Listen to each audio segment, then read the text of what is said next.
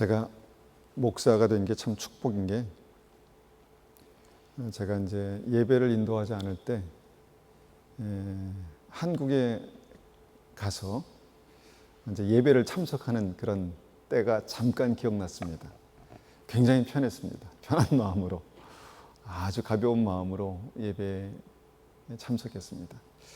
근데 이렇게 그 순간이 딱 기억나면서 그때 뭔가 간절함, 갈급함, 긴장감 이런 것들이 없었습니다. 편했지만, 그러면서 다시 한번 생각하게 되는 것은 우리가 오늘 함께 기도했지만 여호와를 앙망하는, 갈망하는, 갈급함을 가지고 주님께 나아가는 그 믿음이 우리에게, 저에게 필요한데 참 그것이 쉽지 않다, 이런 생각을 했습니다. 여러분, 이 예배가 여러분 한 분 한 분에게 어떤 예배입니까? 그냥 편하고 쉽고 뭔가 그런 예배 좋죠. 마음 편하고 뭔가 편안한 예배 좋습니다. 그런데 정말 하나님께서 받으시는 예배, 주님께서 정말 기뻐하시는 예배가 그런 예배일까? 라는 생각을 해보는 것이죠. 그러면서 오늘 말씀을 이제 쭉 생각하면서 구약의 예배는 어땠을까? 신약의 예배는 어땠을까? 또 하나님께서 받으시는 예배가 어떤 예배일까? 이런 고민을 해봅니다.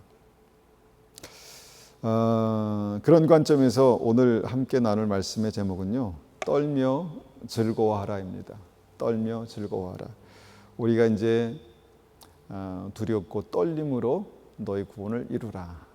그 떨림, 두려움에 대해서 이야기를 나누고 있는데, 이것이 그냥 편하고 뭔가 따뜻한 그런 주제가 아니기 때문에 좀 약간 거부감이 들 수 있습니다. 그런데 이 말씀을 준비하고 기도하고 전하면서 더 깊이 생각하는 것은 이 주제가 우리의 삶에 막힌 어떤 문들을 여는 중요한 열쇠가 되겠다, 이런 생각들을 하게 되는 것이죠. 하나님께서 우리가 살고 있는 이 땅을 아주 정교하게 만드셨습니다. 특별히 이 지구를 굉장히 정교하게 만드셨다라는 생각을 합니다. 특별히 이제 그 자전하고 공전을 하지 않습니까? 그래서 자전하며 공전할 때 돌면서 계속 이제 크게 1년에 한 바퀴씩 돌 때 이것이 아주 그 1분 1초 정확하게 빈틈이 없다라는 것이죠. 그런데 이제 이렇게 자전과 공전하면서 우리에게 생긴 것 중에 하나가 뭐냐면 낮과 밤, 특별히 오늘 생각하기 원하는 밤이 생겼다는 것입니다. 그리고 봄, 여름, 가을, 겨울, 그리고 우리가 주목하기 원하는 겨울이, 지금 우리가 지나가는 겨울이 생겼다는 것입니다. 아마 차가운 겨울을 좋아하는 분들은 뭐 그렇게 또 많지 않을 것 같습니다. 따뜻하고 봄이 좋고, 또 저는 여름을 좋아합니다. 이렇게 마음껏 운동할 수 있고 야외 활동할 수 있는 여름이 참 좋습니다. 그런데 겨울이 좋은가? 겨울이 왜 좋은가? 왜 필요한가? 이런 생각을 해봤습니다. 밤이 좋은가? 여러분, 밤이 좋으십니까? 물론 잘 수 있으니까, 편히 누울 수 있으니까. 근데 이제 저는 밤 시간이 굉장히 무기력합니다. 좀 집중이 안 되고, 밤에 뭘 이렇게 하려고 하면 평소에 집중해서 1시간 할 거를 3시간 해야 이제 겨우 되니까 밤에는 중요한 일들을 안 하려고, 이제 가급적 안 하려고 이렇게 합니다. 그런데 하나님께서 왜 밤을 만드셨을까를 이제 생각해 보면서 이렇게 쭉 서칭을 하다 보니까 밤에 잘 때 우리의 몸에 그 세포와 조직이 다시 재생된다라는 것입니다. 밤에 잘 때 우리의 세포가 다시 살아나는 것이죠. 힘을 얻고. 그리고 우리가 밤에 잘 때 뇌의 노폐물이 청소가 된다는 것입니다. 베타 아밀로이드라는 단백질이 우리 머리에 남아 있으면 이것이 치매나 여러 가지 문제를 일으킬 수 있는데, 이런 것들이 청소가 된다는 거예요, 밤에 우리가 잘 때.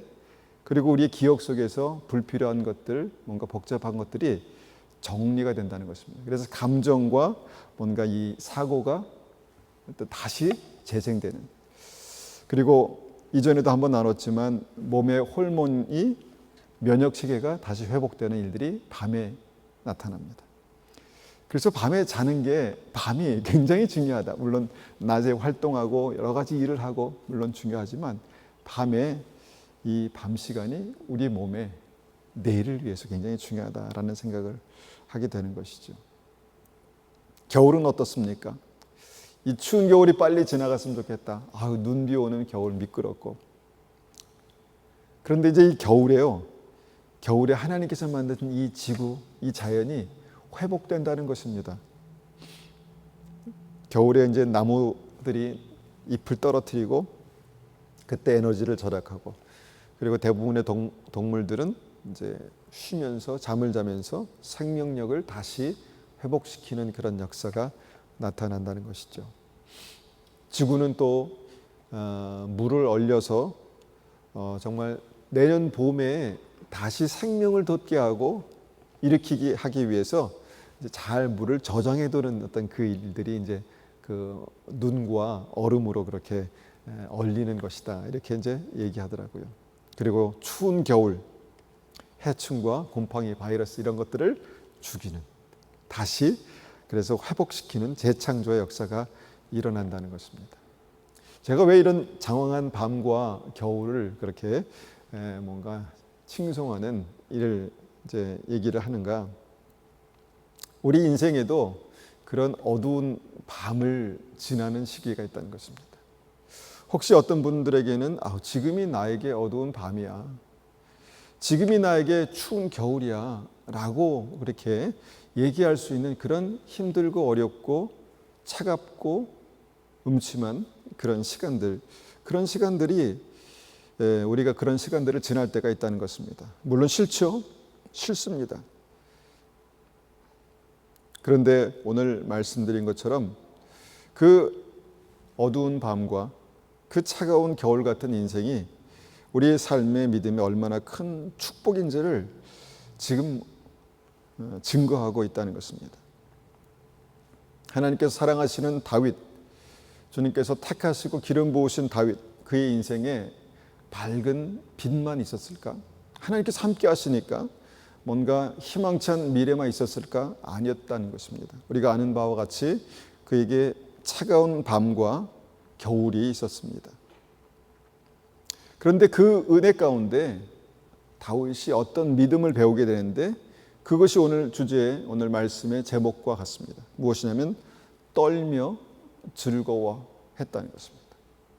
하나님 앞에 떨리면서 즐거웠다는 것입니다. 시편 2편 11절 보겠습니다. 시편 2편 11절. 시편 2편 11절입니다. 여호와를 경외함으로 섬기고 떨며 즐거워할지어다. 굉장히 짧은 구절이지만 여기에는 다윗의 굉장히 복잡한, 굉장히 그 심오한 인생의 경험을 통해서 만들어진 고백이 여기에 그렇게 짧게 적혀 있습니다. 여호와를 경외함으로 무엇입니까? 두려워함으로 섬기며 떨며. 그러니까 두려움 때문에 떨었다는 것입니다. 그런데 즐거웠다는 거예요. 다윗의 겨울, 그가 기름 부어서 기름 부음을 받고 하나님께서 계획하신 그 인생을 살아가는 그 인생을 시작할 때 다윗은 정말 큰 적을 만났습니다. 그것도 그 나라에서 제일 강력한 적, 사울 왕이 다윗을 죽이려고 했죠. 사울 왕의 칼을 피해서, 그의 군대들을 피해서 도망 다녔습니다. 오랫동안 몇 번씩 죽을 뻔했죠. 캄캄한 밤이었습니다. 그 인생의 차가운 겨울이었습니다. 얼마나 힘들었을까, 얼마나 추웠을까. 실제로 그는 정말 이 바깥에서 그렇게 도망 다니면서 노숙하면서 정말 몸과 마음과 그 영혼이 아주 차갑고 어두운 시기를 보냈다는 것입니다. 그런데 그 시기를 통해서 하나님께서는 어떤 일을 하셨는가 하면 다윗의 낡고 병들고 무기력한 것들을 다시 새롭게 하시는, 그래서 하나님께서 맡기신 그 왕이라는 귀한 사명을 감당할 믿음을 준비시키셨다는 것입니다. 그래서 그 한 번의 어둠으로 끝났나 보니까 다윗이 왕이 되었습니다. 그런데 왕이 된 그 이후에도 차가운 겨울이 오죠. 바로 아들 압살롬이 반역을 일으키고 그가 그 아들의 칼을 피해서 도망 다녔다는 것입니다. 그냥 원수가 아니라 아들이 원수가 됐습니다. 얼마나 힘들겠습니까? 얼마나 어려웠겠습니까? 하나님께서 기름 부으셨는데 하나님의 사명을 감당하고 있는데 왜 그런 차가운 겨울, 어두운 밤의 시간들이 다윗에게 찾아왔을까? 그 차가운 겨울에 어두운 밤에 찾아오신 하나님을 다윗은 대면했습니다. 때로는 정말 두렵고 떨림으로 묵묵히 그 시간을 지나갈 수밖에 없었습니다.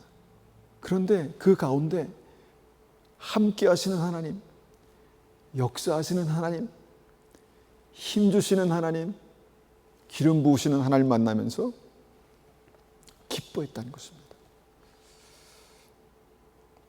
그리고 오늘 우리가 한번 집중해서 보기 원하는 이 본문 이제 사무엘 하 6장 말씀이 정말 두렵고 떨림으로 하나님을 경험한 아주 충격적인 장면을 한 가지를 그렇게 아주 자세히 성경은 기록하고 있습니다. 사무엘 하 6장 1절에서 5절까지 말씀입니다. 한번 제가 1절부터 한번 읽어보겠습니다. 사무엘 하 6장 1절에서 5절까지 말씀입니다. 다윗이 이스라엘에서 뽑은 무리 3만 명을 다시 모으고 다윗이 일어나 자기와 함께 있는 모든 사람과 더불어 바알레유다로 가서 거기서 하나님의 궤를 메어 오려 하니 그 궤는 그룹들 사이에 좌정하신 만군의 여호와의 이름으로 불리는 것이라. 그들이 하나님의 궤를 새 수레에 싣고 산에 있는 아비나답의 집에서 나오는데 아비나답의 아들 우사와 아효가 그 새 수레를 모으니라. 그들이 산에 있는 아비나답의 집에서 하나님의 궤를 싣고 나올 때에 아효는 궤 앞에 서고 다윗과 이스라엘 온 족속은 잣나무로 만든 여러 가지 악기와 수금과 비파와 소고와 앙금과 제금으로 여호와 앞에서 연주하니라. 법궤는 하나님의 임재의 상징이었습니다. 실제로 하나님께서 그 법궤를 중심으로 해서 정말 하나님의 임재를 나타내셨죠. 그런데 2차 전차에서 법궤가 다윗과 멀리 떨어져 있는 어떤 그런 상황이 됐습니다. 근데 다윗이 이제 그 하나님의 임재를 더 가까이 그렇게 모시고 싶었죠. 그래서 정말 이 법궤를 모셔오기 위해서 3만 명을 준비시켰습니다. 3만 명. 여러분 30명이면 충분하지 않을까요? 300명이면 과하죠. 3,000명? 와. 근데 3만 명을 준비했다는 것입니다. 얼마나 준비를 했을까요? 얼마나 많은 심혈을 기울여서 그 시간을 준비했겠습니까? 정말 많은 사람들이 특별한 잣나무로 만든 악기로 수금과 비파로 소고와 앙금으로 제금으로 하나님 앞에 연주하면서 얼마나 웅장합니까? 얼마나 장엄했을까요? 그렇게 많은 준비를 해가지고 이제 하나님의 법궤를 이제 다윗 성으로 그렇게 모셔오려고 했다는 것입니다. 그래서 이제 법궤를 수레에 싣고 이제 아비나답의 집에서 이제 나오는 장면입니다. 그리고 아비나답의 두 아들 우사와 아효가 그 수레를 이제 몹니다. 인도합니다. 그 다음에 6절 말씀을 한번 보겠습니다. 6절에서 8절까지 말씀입니다. 그들이 나곤의 타작마당에 이르러서는 소들이 뛰므로 우사가 손을 들어 하나님의 궤를 붙들었더니 여호와 하나님이 우사가 잘못함으로 말미암아 진노하사 그를 친 그곳에서 치시니 그가 거기 하나님의 궤 곁에서 죽으니라. 여호와께서 우사를 치심으로 다윗이 분하여 그곳을 베레스 우사라 부르니 그 이름이 오늘까지 이르니라. 이 본문의 6절 말씀 참 이해하기 어려운 말씀입니다. 법궤를 끌고 가던 소가 갑자기 이제 뛰었습니다. 뭐에 놀랐겠죠? 그런데 그때 법궤가 흔들렸고요. 그 흔들리는 법궤를 우사가 딱 잡았다는 것입니다. 그런데 우사가 그 자리에서 즉사했습니다. 죽었습니다. 웃사가 잘못함으로 말미암아 하나님께서 진노하사 웃사를 치셨다는 것입니다. 굉장히 특별한 사건이죠. 하나님께서 웃사의 어떤 부분들을 잘못했다라고 생각하셨을까? 화가 나셨을까? 처음에는 우리가 이제 이 말씀을 읽을 때 웃사가 이제 그 법궤에 손을 댔기 때문에 뭐 큰 몇만 볼트 전기에 감전된 것처럼 그렇게 죽었구나. 우리가 이렇게 생각할 수 있는데요. 그런데 이 말씀을 읽고 또 읽으면서 웃사의 잘못이 과연 그냥 법궤에 손을 댄 것뿐이었을까라는 생각을 합니다.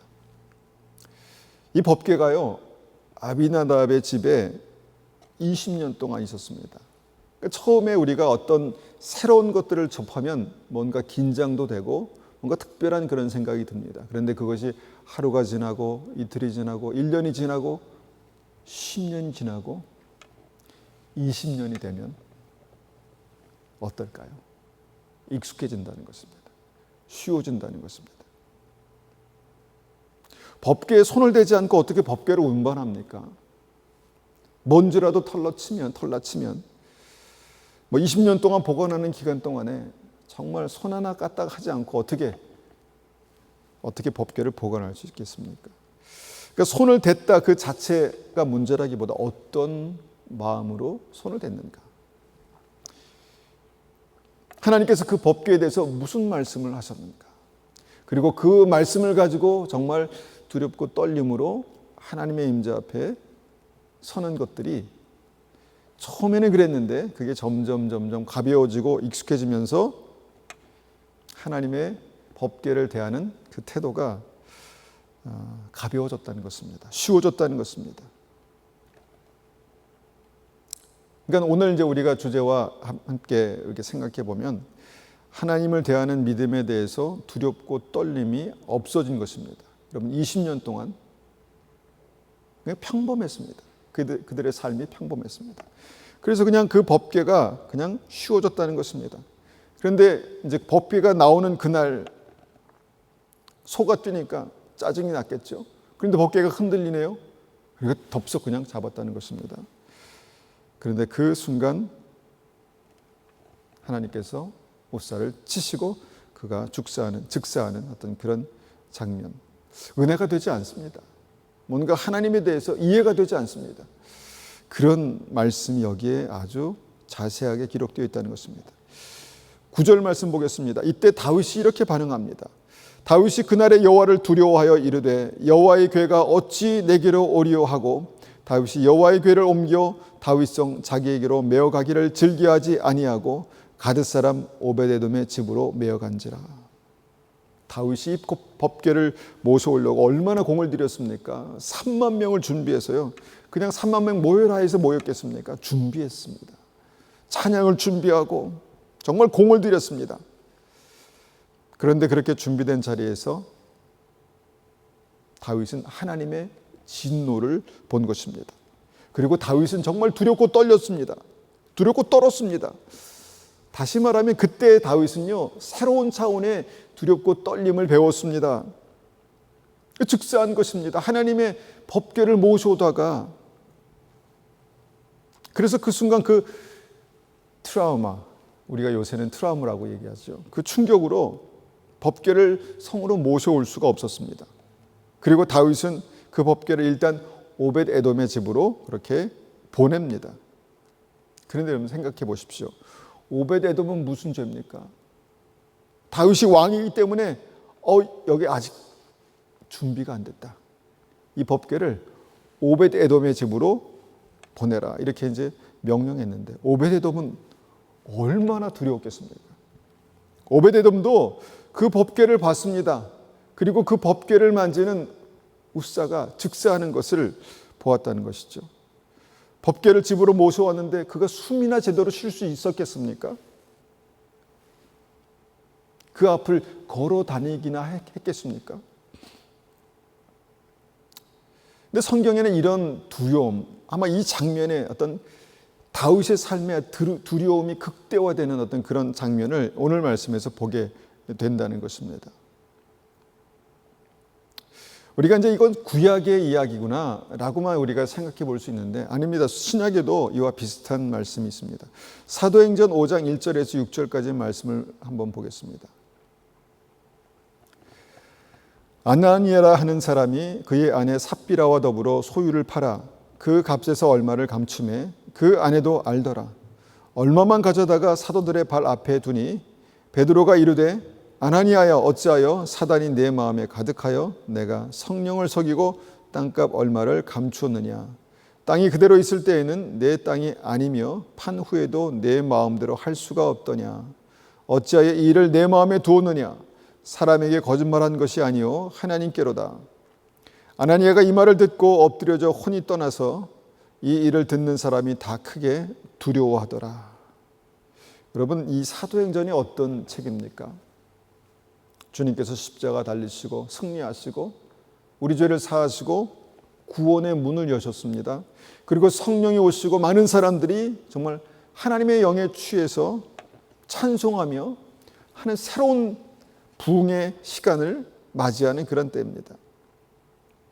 그런데 그때 많은 사람들에게 임한 그 믿음이 그냥 기쁘고 즐겁고 감사한 그것뿐만 아니라 뭡니까?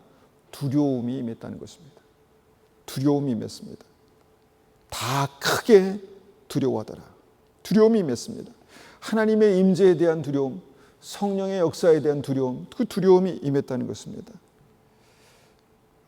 여러분, 이 두려움에 대해서 우리는 그냥 부정적인 것, 갖지 말아야 될 것, 믿음에서는 불필요한 것, 이렇게 생각하는 것이 맞습니까? 아니면 이 감정이 우리 믿음에서 얼마나 중요한지, 얼마나 특별한지, 이것이 왜 중요한지를 고민해 보는 것이 맞습니까?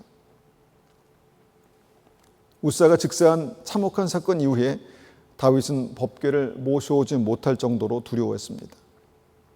그래서 이 법궤가 이제 다윗성으로 오지 않고 오벳에돔 집으로 이제 간 것입니다. 오벳에돔 집에요, 법궤가 석 달을 머물렀습니다. 석 달, 3개월.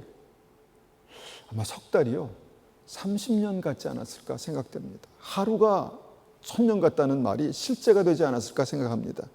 얼마나 두려웠겠습니까? 잠은 제대로 잤겠습니까? 그런데 그런 오벳에돔의 집에서 어떤 일이 일어났을까요? 그것이 사무엘하 6장 11절 말씀입니다. 여호와의 궤가 가드 사람 오벳에돔의 집에 석 달을 있었는데 여호와께서 오벳에돔과 그의 온 집에 복을 주시니라. 어떤 사람이 다윗 왕에게 아뢰어 이르되 여호와께서 하나님의 궤로 말미암아 오벳에돔의 집과 그의 모든 소유에 복을 주셨다 한지라. 오벳에돔의 집에요, 하나님의 복이 임했습니다. 하나님의 형통이 임했습니다. 주님께서 함께 하심을 보게 됐습니다. 주님께서 축복하심을 보게 됐다는 것입니다. 처음에는 두렵고 떨림뿐이었죠. 그런데 그들의 믿음의 기쁨, 감사한 일들이 생겼다는 것입니다. 다윗이 오벳에돔의 집에 법궤를 보낸 뒤에 얼마나 오랫동안 오벳에돔의 집을 주목했을까요? 무슨 일이 있나 한번 가보라. 어떤 일이 있나 한번 가보라.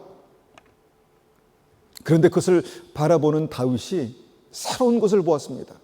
하나님께서 함께 하시니 그의 삶이, 오벳에돔의 가정이 하나님의 복으로 가득 차고 형통케 되는 일들이 나타났다는 것입니다.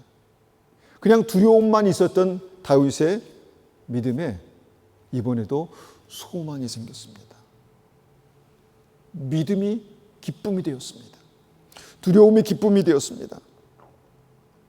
하나님의 임재가 너무 절실하기 때문에, 하나님의 임재가 너무, 다윗이 시편에서 그 하나님의 임재를 사모하는 믿음에 대해서 말하죠.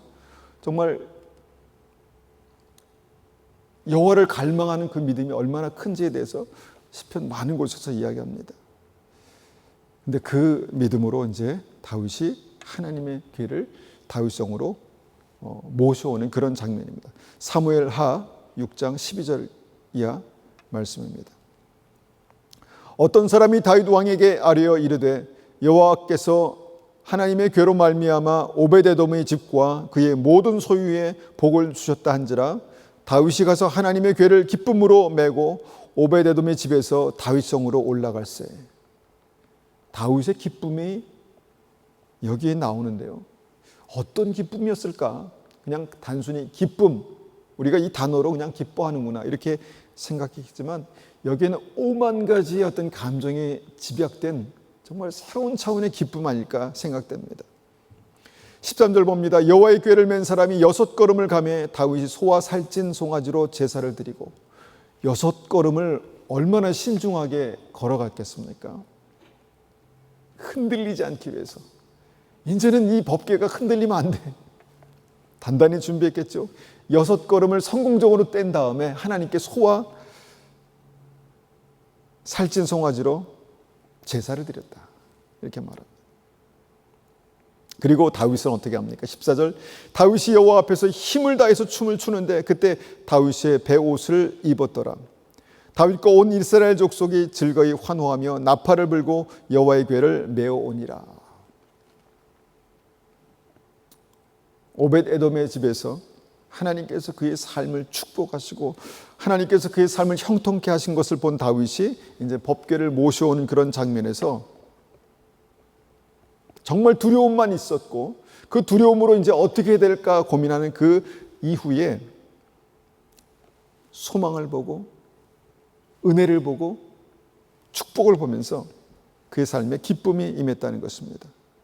그리고 그 기쁨으로 여호와 앞에서 춤을 추면서 찬송했다는 것입니다. 이것이 바로 여호와 앞에서 떨며 즐거워한다라는 다윗의 믿음입니다. 떨며 즐거워한다. 그러니까 즐거움만 있는 것이 아니라 떨림만 있는 것이 아니라 정말 떨리는데 두려운데 기쁨이 있었다는 것입니다. 아마 이런 감정을 우리의 삶에서 쉽게 경험하기가 참 어려울 것 같습니다. 그런데 여러분, 이 믿음을 우리가 가질 수 있다면 이것은 분명히 엄청난 복이 될 것입니다. 하나님께서 다윗을 내 마음에 합한 자라고 말씀하셨지 않습니까? 그 시대에 다윗의 믿음이 아주 특별했다는 것입니다. 그 시대에 하나님께서 다윗을 주목해서 보셨다는 것입니다.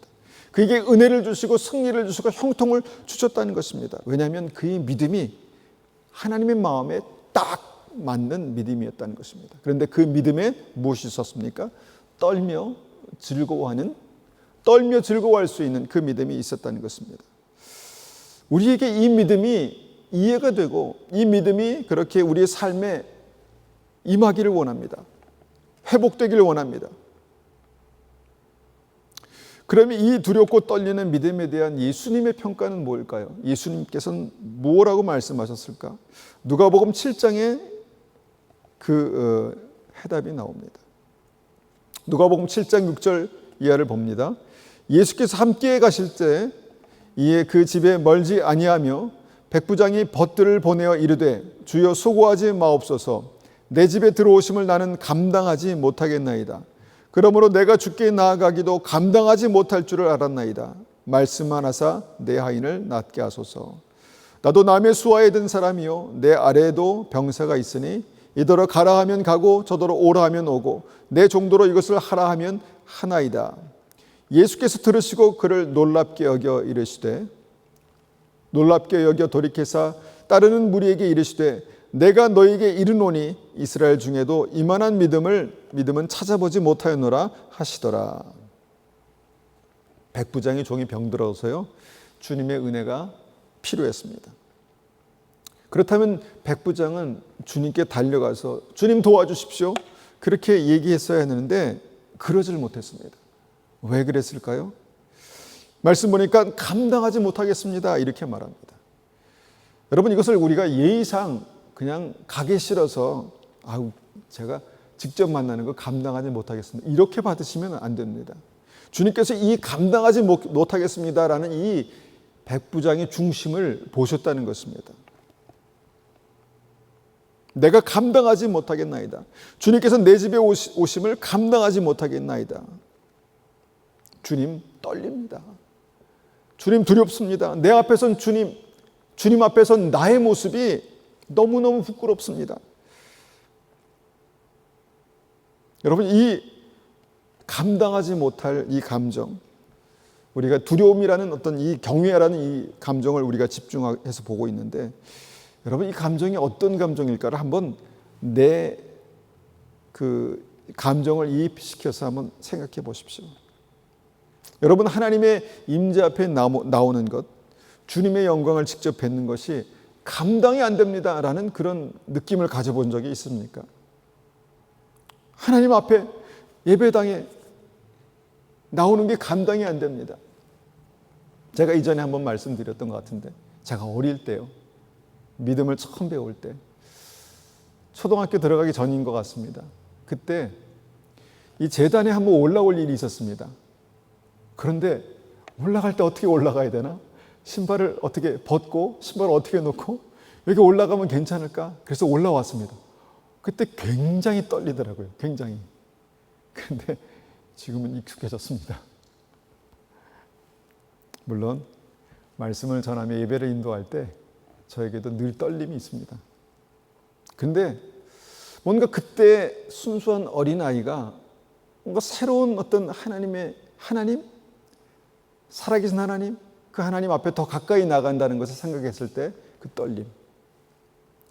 이 떨림을 계속해서 뭔가 다윗도 백부장도 이야기하고 있지 않습니까? 그런데 예수님께도 이 두려웠고 떨림이 어떻게 지금 조명되고 이해되고 있으시냐면 그게 누가복음 7장 9절입니다.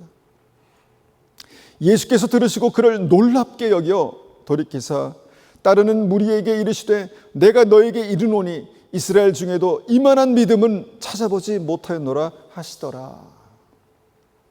이만한 믿음은 내가 보지 못했다. 말씀만 하시옵소서, 고쳐주십시오. 말씀만 하십시오. 그러면 제 종의 병이 낫겠나이다. 저는 여기에 집중했었는데, 여러분 그런 기도 우리가 누가 못합니까? 주님 말씀만 하시면 낫겠습니다. 그런데 그 기반에는, 그 밑바탕에는 주님 앞에 나아가는 것이 정말 감당할 수 없을 정도로 두렵고 떨림, 경외함이 제 마음 가운데 있습니다. 이 믿음이 기반이 되었다는 것입니다.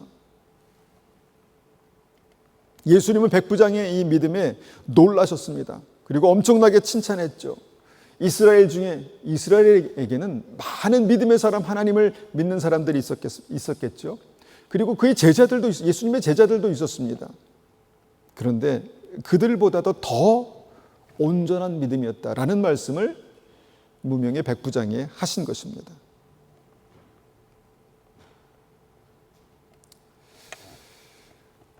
믿음의 사람들, 성경에서 하나님께서 그 믿음을 칭찬하신 믿음의 사람들은 모든 사람들이 다 이 인생의 밤, 인생의 차가운 겨울을 맞으면서 믿음의 굉장히 중요한 진리를 배우게 되는데, 그 진리가 바로 두렵고 떨림으로 하나님을 기뻐하는 믿음이다라는 것입니다.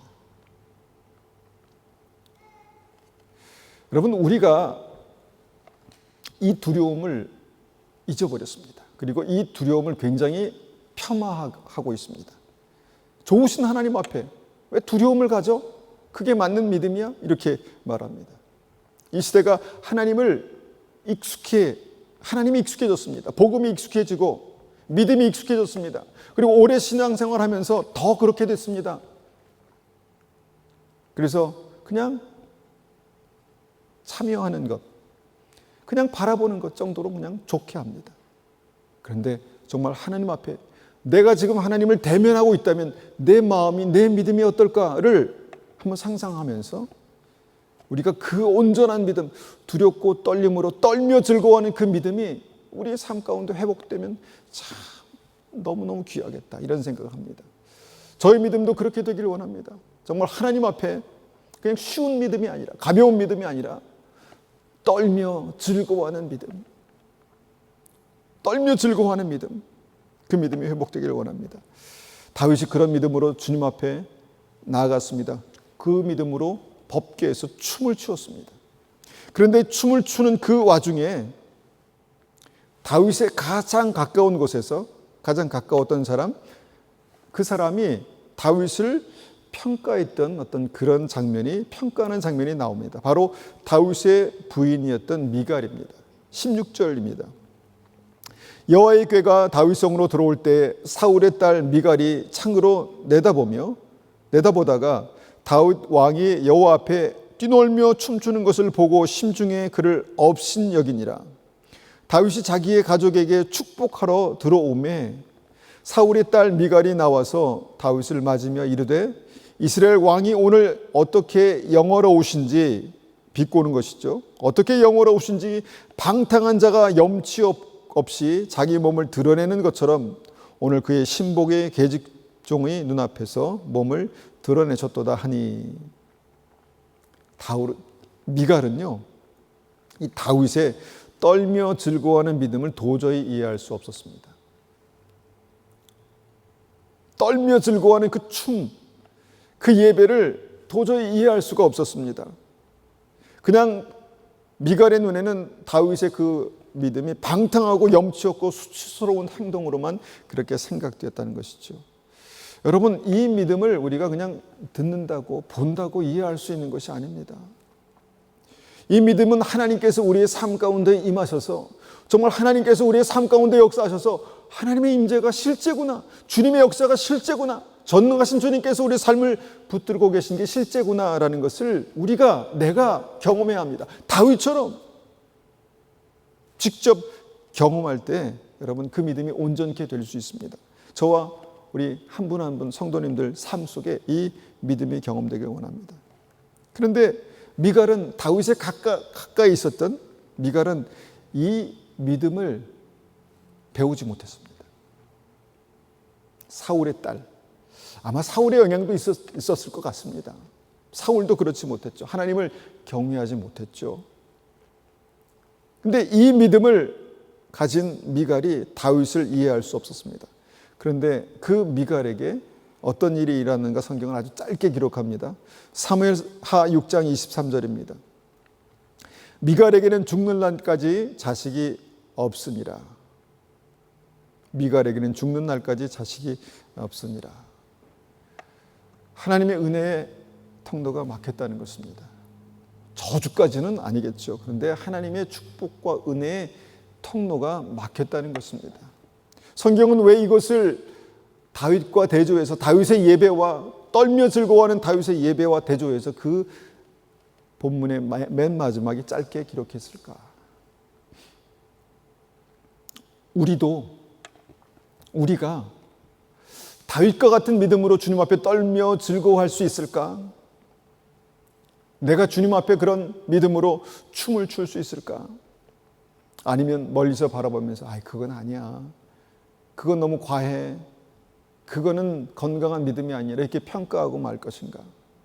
여러분, 심각하게 고민이 필요합니다. 아비나답이 20년 동안 법궤를 모셨지만, 그래서 그 하나님의 임재가 그에겐 굉장히 익숙했지만 그 익숙함이 쉬워지는, 익숙함이 가벼워지는 그 믿음으로 결론을 낼 것인가? 아니면 하나님께서 다윗의 삶 가운데 추운 겨울과 어두운 밤의 시간들을 통해서 하나님께서 나의 삶을 붙드시고 회복하시고 위기에서 건지시고, 그러면서 하나님의 두렵고 떨리는 그 믿음을 그가 회복한 것처럼 나도 그런 믿음을 가질 수 있을까? 이런 고민을 하면서 이 말씀을 다시 한번 생각합니다. 오베데돔의 집에 3개월간 머물렀습니다.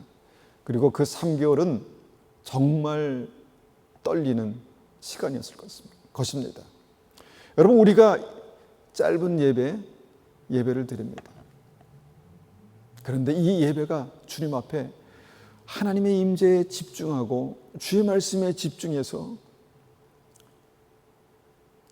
하나님께서 우리의 중심을 보실 수 있는 그 예배라면 우리가 이런 믿음을 갖기를 원합니다 라는 그런 간절함을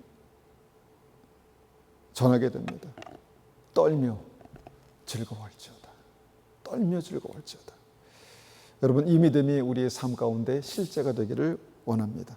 우리가 한번 같이 이 말씀을 가지고 기도하겠습니다. 하나님, 모든 것이 익숙해진 하나님 믿음, 하나님의 임재와 하나님께 드리는 예배와 정말 그것들이 너무너무 익숙해져서 쉬워진 이 시대에 다시 한번 이 말씀을 가지고 우리의 믿음이 두렵고 떨림으로 주님을 기뻐하며 두렵고 떨림으로 구원을 이루라 말씀하신 하나님의 말씀을 붙들고 회복되기를 원합니다.